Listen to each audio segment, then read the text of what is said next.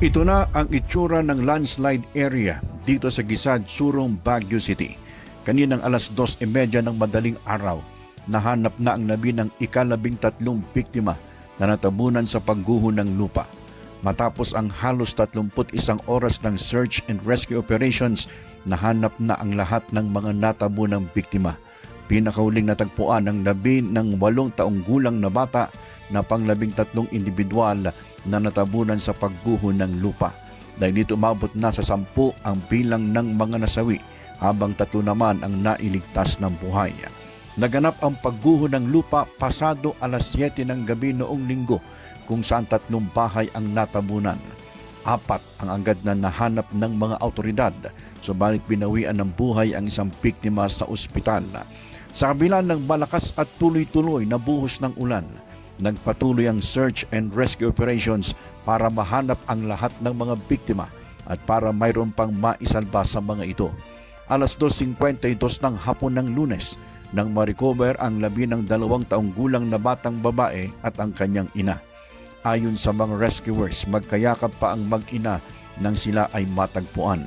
Alas 5:30 ng hapon nang mahanap ang 2 pang biktima, habang ang isa bago mag-alas 7 ng gabi.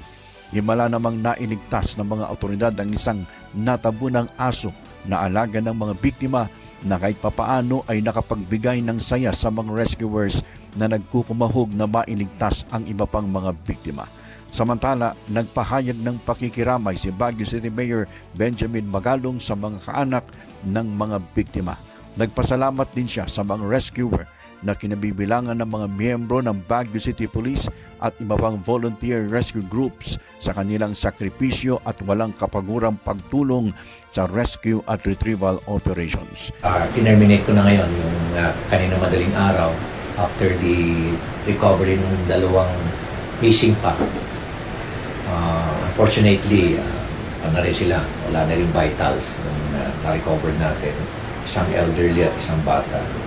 So, tinerminate na natin yung search and rescue operations and we're going to shift to relief and recovery.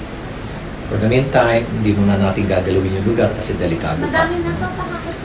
High risk pa rin, hazardous pa rin. Kaya yung mga bahay na nakita natin na nakapaligid dun sa sites, pina-evacuate na natin. Kaugnay nito, ang pang mga residente na pinalikas ay pansamantalang pinatuloy sa Baguio International Academy malapit sa pinangyarihan ng pagguho.